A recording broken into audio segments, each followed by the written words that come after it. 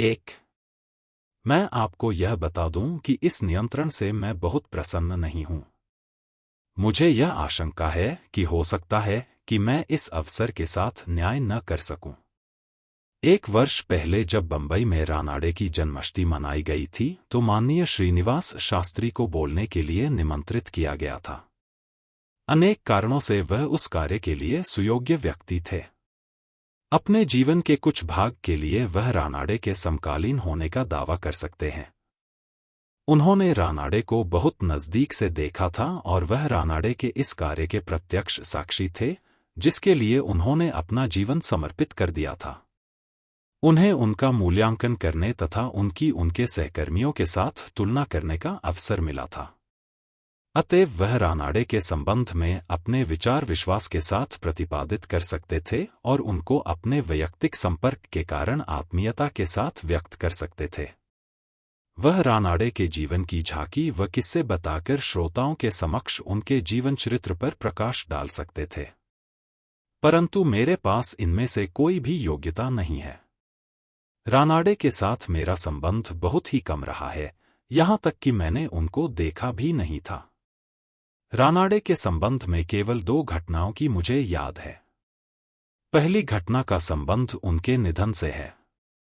मैं सतारा high school में पहली कक्षा का विद्यार्थी था। 18 जनवरी 1901 को हाई स्कूल बंद कर दिया गया था और उस दिन हम लड़कों ने छुट्टी मनाई थी। हमने जब यह पूछा कि स्कूल बंद क्यों कर दिया गया तो हमें यह बताया गया कि रानाडे की मृत्यु हो गई है। उस समय मेरी आयु लगभग 9 वर्ष की थी। मैं रानाडे के विषय में कुछ नहीं जानता था कि वह कौन थे, उन्होंने क्या किया था। अन्य लड़कों की भांति मैं भी छुट्टी होने पर प्रसन्न था और इस बात को जानने की कोई चिंता व परवाह नहीं थी कि कौन मर गया है। एक और घटना जो मुझे रानाडे की याद दिलाती है, वह पहली घटना के बहुत बाद की है। एक बार मैं अपने पिताजी के पुराने कागजों के कुछ बंडलों को देख रहा था। उस समय उनमें मुझे एक ऐसा कागज मिला जिससे यह आभास मिला कि वह महार जाति के कमीशन्ड तथा नॉन कमीशन्ड अधिकारियों द्वारा भारत सरकार को 1892 में जारी किए गए उन आदेशों के विरुद्ध भेजी गई एक याचिका थी, जिन आदेशों में सरकार ने सेवा में महारों की भर्ती पर रोक लगाई थी। पूछताछ करने पर मुझे यह बताया गया कि यह हर्जाना प्राप्त करने के लिए याचिका की एक प्रतिलिपि है। इसे रानाडे ने पीड़ित महारों की सहायता के लिए लिखा था।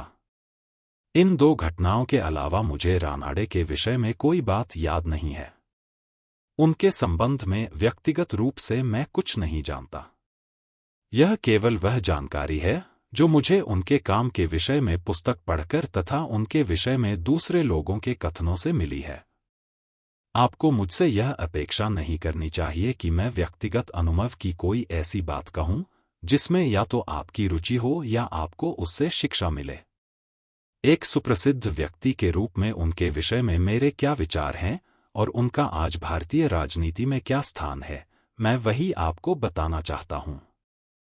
2. जैसा कि आप भलीभांति जानते हैं कि रानाडे के कुछ मित्र हैं जो उनको एक महापुरुष के रूप में चित्रित करने में झिझक नहीं करते और कुछ अन्य लोग ऐसे हैं जो उसी समान आग्रह से उनको वह स्थान प्रदान नहीं करते। फिर सच्चाई क्या है? परंतु यह प्रश्न मेरे विचार से एक और प्रश्न पर निर्भर होना ही चाहिए। वह प्रश्न है कि क्या इतिहास महापुरुषों का जीवन चरित्र होता है?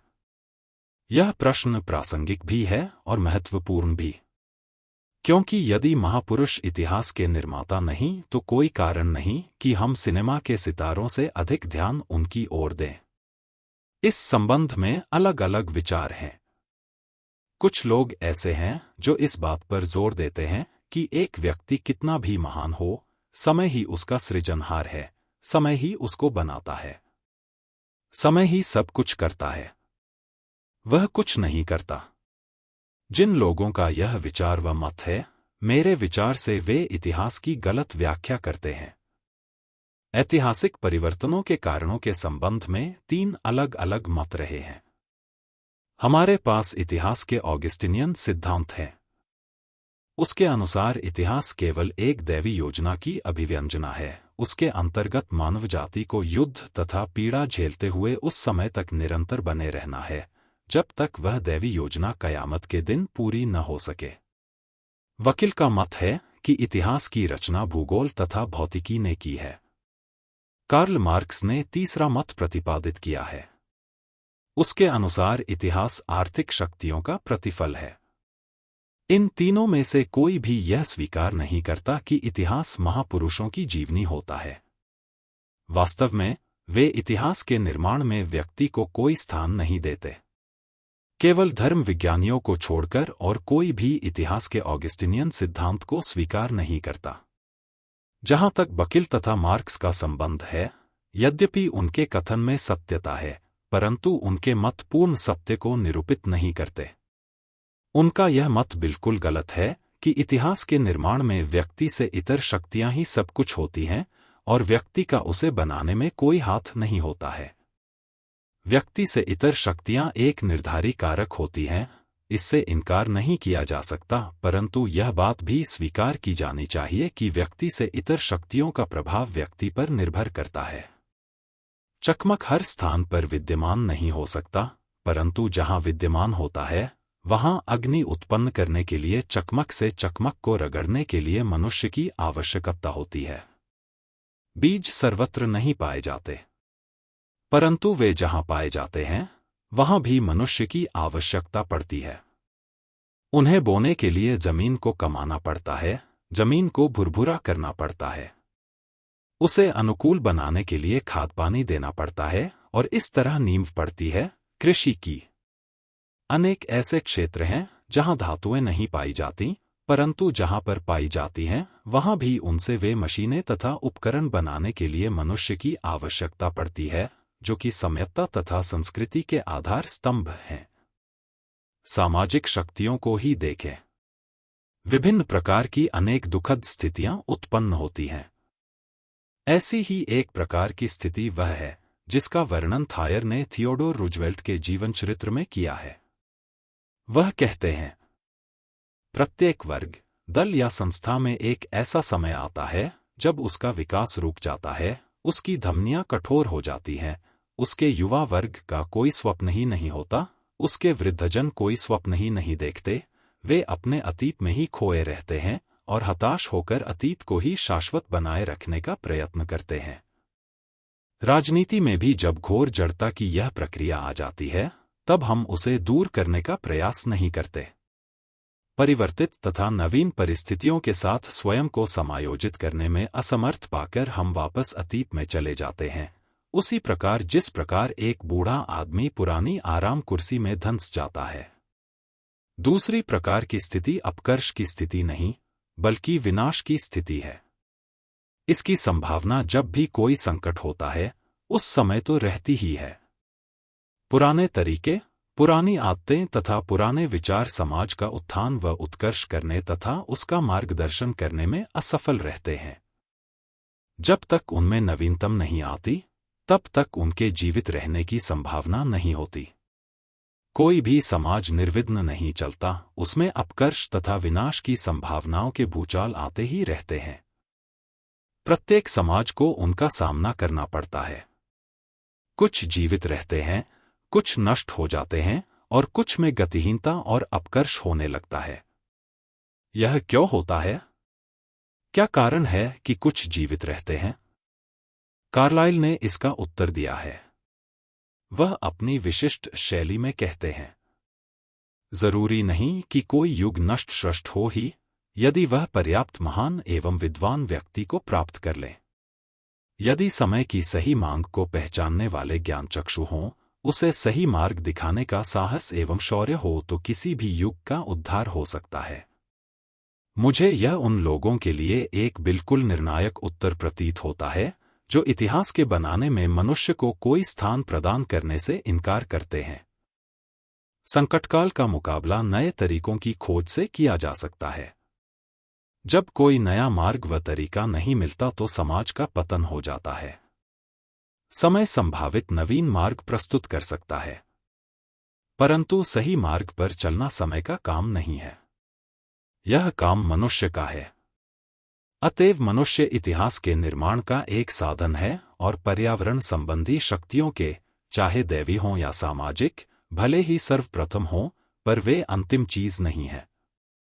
3. महापुरुष किसे कहा जा सकता है? यदि पूछा जाए कि क्या सिकंदर, अत्तिला सीजर तथा तैमूरलंग जैसे शूरवीर योद्धा हैं, तो प्रश्न का उत्तर देना कठिन नहीं है। वीर योद्धा युग निर्माता होते हैं और व्यापक परिवर्तन लाते हैं। वे अपनी विजय के प्रचंड नाद से अपने समकालीन व्यक्तियों को स्तंभित और चकित कर देते हैं। वे महान हो जाते हैं। वे इसकी प्रतीक्षा नहीं करते कि लोग उन्हें महान कहें। जैसे हिरणों के बीच में शेर होता है, वैसे ही वे मनुष्यों के बीच होते हैं। परंतु यह बात भी उतनी ही सच है कि मानव जाति के इतिहास पर उनका स्थायी प्रभाव बहुत ही कम होता है। उनकी विजय संकुचित हो जाती है और यहाँ तक कि नेपोलियन जैसे महान सेनानायक को भी अपनी समूची विजय सफलताओं के बाद फ्रांस को मूल से भी लघु आकार में देखना और छोड़ना पड़ा। जरूरत पड़ने पर जब उन पर कुछ दूरी से दृष्टिपात किया जाता है, तो विश्व के समूचे कार्य व्यापार में वे केवल सामयिक महत्व की दीख पड़ती हैं और जिस समाज में घटित होती हैं, उस पर कोई स्थायी प्रभाव नहीं डालती। उनके जीवन तथा नैतिक आचरण का वृत्त रोचक हो सकता है, परंतु वे समाज को प्रभावित नहीं करते और समूचे समाज के स्वरूप का बदलने के लिए वे कोई प्रभाव नहीं छोड़ते तथा कोई परिवर्तन नहीं लाते।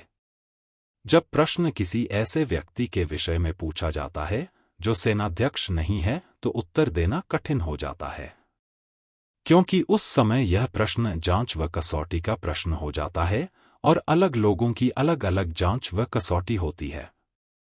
नायक पूजा के प्रबल पक्षधर कार्लाइल की अपनी एक निजी कसौटी व जांच थी। उन्होंने निम्नलिखित शब्दों में उसका उल्लेख किया है। लेकिन विशेष रूप से महापुरुष के बारे में मैं अति आग्रह से यह कहने का साहस करूंगा कि इस पर तो विश्वास किया ही नहीं जा सकता कि वह सत्यनिष्ठ के अलावा वह कुछ और भी हो सकता है। कोई व्यक्ति तभी समर्थ होगा जब वह सर्वप्रथम सत्यनिष्ठ हो। उसे मैं निष्ठावान व्यक्ति कहूंगा। निष्ठा कैसी गहन, अति खरी निष्ठा सभी वीर गुणी व्यक्तियों का सर्वोपरि प्रधान लक्षण है। कार्लाइल ने निःसंदेह सच्चाई की अपनी कसौटी की परिभाषा विशेष रूप से स्पष्ट शब्दों में दी है और ऐसा करने में उसने अपने पाठकों को इस बात की भी चेतावनी दी है कि इसकी व्याख्या करने में सच्चाई के विषय में उनके विचार हैं। वह सच्चाई नहीं जो स्वयं को सच्चा कहती है, ओह बिल्कुल नहीं। वह वास्तव में अति तुच्छ बात है, एक छिछली, आत्मश्लाघी, स्वारोपित सच्चाई जो बहुगा मुख्यतः अभिमान एवं अहंकार पूर्ण होती है। महापुरुष की सच्चाई इस प्रकार की होती है कि उसके विषय में वह कुछ बोल ही नहीं सकता, उसका उसे बोध ही नहीं होता। इसके विपरीत मेरा विचार है कि वह पाखंड से अधिक सचेत रहता है।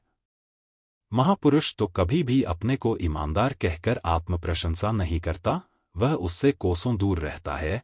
वह शायद स्वयं से भी यह नहीं पूछता कि क्या वह ऐसा है, बल्कि मैं तो यह करूँगा कि उसकी सच्चाई तो स्वयं उस पर भी निर्भर नहीं करती, वह सच्चाई का पल्ला छोड़ ही नहीं सकता। लॉर्ड रोजबरी ने एक और कसौटी नेपोलियन के संबंध में प्रस्तुत की। नेपोलियन जितना महान जनरल था, उतना ही समान प्रशासक भी था। क्या नेपोलियन महान था? इस प्रश्न का उत्तर देते समय रोजबरी ने निम्नलिखित भाषा का प्रयोग किया। यदि महान से अभिप्राय नैतिक और प्रतिभा संबंधी गुणों के समन्वय से है, तो वह निश्चित रूप से महान नहीं है, परंतु वह असाधारण तथा सर्वोच्च होने के अर्थ में महान है। इसमें हमें कोई संदेह नहीं हो सकता। यदि महानता का अर्थ प्राकृतिक शक्ति, प्रधानता, मानवता से परे किसी मानवीयता से है, तब नेपोलियन निश्चय ही महान है। उस वर्णनातीत चिंगारी के अलावा जिसे हम प्रतिभा कहते हैं, वह बुद्धि तथा शक्ति के ऐसे समन्वय का प्रतीक है जिसकी शायद किसी भी न तो बराबरी की गई और न ही कभी उसे लांघा गया। एक तीसरी कसौटी है जिसे दार्शनिकों ने बताया है, या यदि और ठीक ठाक कहें तो इसे लोगों ने बताया है जो मानवीय कार्य व्यापार के दैवी निर्देश में विश्वास करते हैं। महापुरुष कौन होता है, उसके विषय में उनकी अवधारणा अलग है। उनके विचारों को संक्षेप में रोजबरी ने इस प्रकार व्यक्त किया है: महापुरुष विश्व में एक महान प्राकृतिक या अलौकिक शक्ति के रूप में अवतरित होता है। वह समाज की गंदगी की सफाई करता है तथा उसे सही मार्ग पर ले जाता है। वह शुद्धिकारक तथा संकटमोचक वरदान होता है। वह एक विराट कार्य में लगा होता है जो अंशतः सकारात्मक तथा मुख्यतः नकारात्मक होता है, परंतु सबका संबंध सामाजिक पुनरुद्धार से होता है। इनमें से सही व सच्ची कसौटी कौन सी है? मेरे विचार से सभी कसौटियां अपूर्ण हैं, कोई भी पूर्ण नहीं है। सच्चाई तो महापुरुष की कसौटी होनी ही चाहिए। क्लेमेंसो ने एक बार कहा था कि अधिकांश राजनेता दुष्ट व बदमाश होते हैं। राजनेता अनिवार्यतः महापुरुष नहीं होते, और जिन लोगों के अनुभव पर उसने अपना मत कायम किया वे स्पष्टतः ऐसे लोग हैं जिनमें सच्चाई का अभाव रहा है। फिर भी कोई भी इस बात को स्वीकार नहीं कर सकता कि सच्चाई इसकी प्रमुख या एकमात्र कसौटी ही है, क्योंकि सच्चाई ही काफी नहीं होती। एक महापुरुष में सच्चाई तो होनी चाहिए, क्योंकि समूचे नैतिक गुणों के संगम के बिना कोई व्यक्ति महान नहीं कहला सकता। परंतु एक व्यक्ति को महान बनाने में केवल सच्चाई के अलावा भी कोई गुण होना चाहिए। एक व्यक्ति सच्चा हो सकता है, परंतु फिर भी वह मूर्ख हो सकता है। एक मूर्ख व्यक्ति एक महान व्यक्ति के ठीक विपरीत होता है। एक व्यक्ति इसलिए महान होता है कि वह समाज को संकट की घड़ी में से उबारने के लिए मार्ग ढूंढ लेता है। परंतु मार्ग को ढूंढने में उसकी सहायता क्या चीज कर सकती है? वह ऐसा केवल प्रतिभा की सहायता से कर सकता है। प्रतिभा प्रकाश है, इसके अलावा और कोई चीज काम नहीं करती। यह बात बिल्कुल स्पष्ट है कि सच्चाई के बिना कोई व्यक्ति महान नहीं हो सकता। क्या एक महान व्यक्ति को बनाने के लिए यह पर्याप्त है? इस अवस्था में मेरे विचार से हमें एक प्रसिद्ध व्यक्ति और एक महान व्यक्ति में अंतर समझना चाहिए, क्योंकि मेरा निश्चय है कि एक महान व्यक्ति एक प्रसिद्ध व्यक्ति से बहुत ही भिन्न होता है। एक व्यक्ति की सच्चाई, ईमानदारी या निष्कपटता तथा प्रतिभा जैसे गुण उसे अपने साथियों की तुलना में प्रसिद्ध व्यक्ति होने के लिए पर्याप्त होते हैं, परंतु वे उसे एक महान व्यक्ति के पद व सम्मान तक पहुंचाने के लिए पर्याप्त नहीं होते। एक महान व्यक्ति में मात्र एक प्रसिद्ध व्यक्ति की अपेक्षा कुछ अधिक होना चाहिए। वह अधिक चीज क्या होनी चाहिए? यहाँ पर दार्शनिक द्वारा दी गई महान व्यक्ति की परिभाषा का महत्व सामने आता है। एक महान व्यक्ति को सामाजिक उद्देश्य की गतिशीलता से प्रभावित होना चाहिए और उसे समाज के अंकुश तथा अपमार्जक के रूप में काम करना चाहिए। ये वे तत्व हैं जिनसे एक महान व्यक्ति की एक प्रसिद्ध व्यक्ति से अलग पहचान की जा सकती है, और इन्हीं में सर्वोत्तम कार्यों के सम्मान तथा आदर के उसके अधिकार निहित हैं।